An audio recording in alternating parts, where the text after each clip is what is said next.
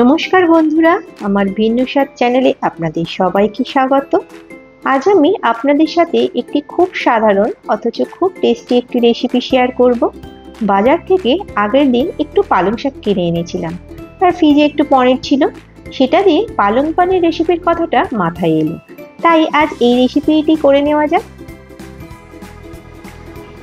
প্রথমে আমি উপকরণ হিসেবে নিয়ে নেব 200 গ্রাম পনির, দুটো বড় সাইজের কুচানো পেঁয়াজ, দুটি বড় সাইজের কুচানো টমেটো, 2 চামচ আদা কুচানো, 4 চামচ রসুন কুচানো, 3টি কাঁচা লঙ্কা কুচানো আর হাফ কাপের মতো ফ্রেশ ক্রিম।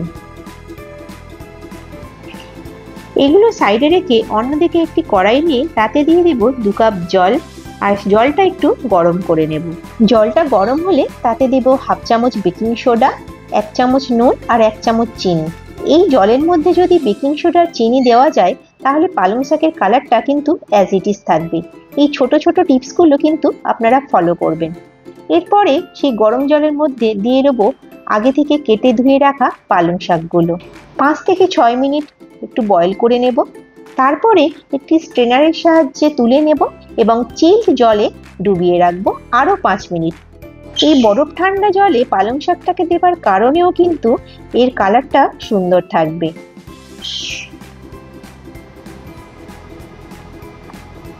এরপর কিছুটা ঠান্ডা হলে হাতের সাহায্যে চাপ দিয়ে এক্সেস জলটা পালং শাক থেকে ফেলে দিতে হবে এবং সেটা একটি গ্রাইন্ডার জারে নিয়ে নেব।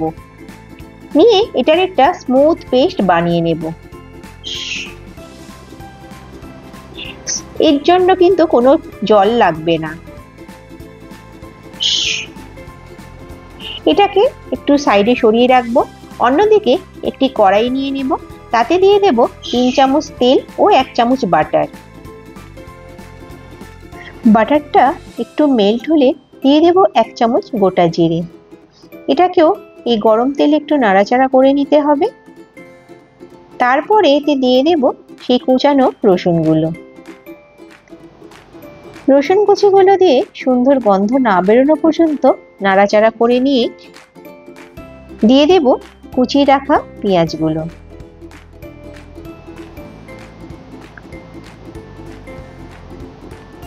পেঁয়াজ ভাজতে একটু সময় লাগে, এটাকে সময় নিয়ে একটু লাল লাল করে ভেজে নিতে হবে।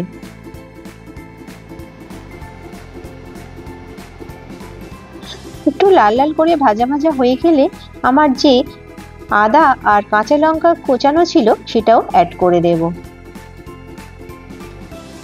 দিয়ে সবগুলো উপকরণ ভালো করে মিশিয়ে নেব।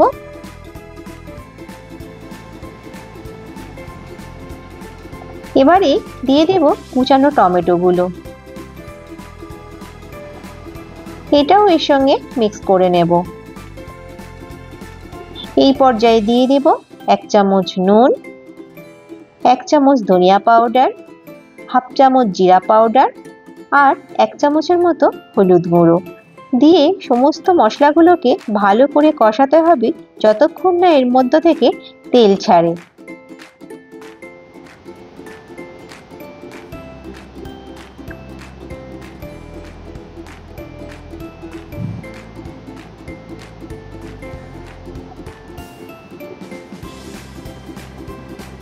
দেখুন আমার মশলা থেকে কিন্তু অলরেডি তেল ছেড়ে এসেছে। এই সময় দিয়ে দেব আগে থেকে পেস্ট করে রাখা পালং শাকটা। সমস্ত পালং শাকের পেস্টটা অ্যাড করে মশলার সাথে ভালো করে নাড়াচাড়া করে কষিয়ে নিতে হবে।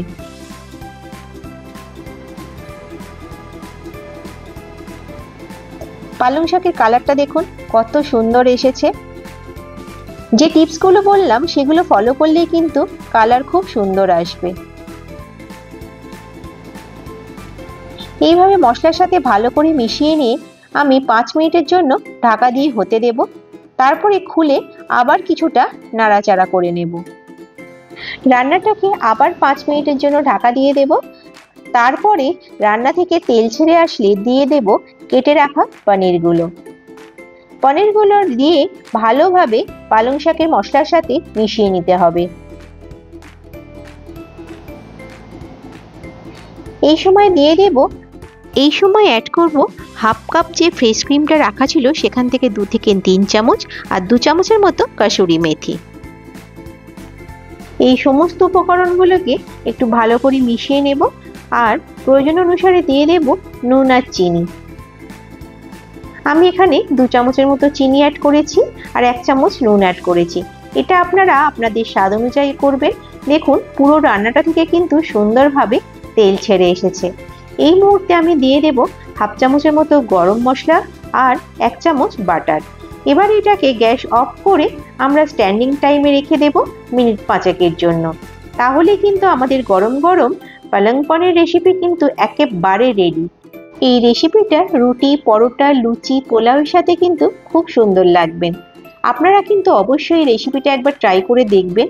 আর আমি এখানে গার্নিশিংয়ের জন্য একটু বাদবাকি যে ফ্রেশ ক্রিমটা ছিল সেটা অ্যাড করে দিয়েছি। এটি খেতে কিন্তু খুবই সুস্বাদু হয়। আপনারা একবার করে আমাকে অবশ্যই জানাতে ভুলবেন না যে রেসিপিটা কেমন হয়েছে। আর আমার চ্যানেলটি যদি আপনাদের ভালো লাগে তাহলে অবশ্যই একটি সাবস্ক্রাইব করে দেবেন এবং একটি লাইক দিয়ে দেবেন।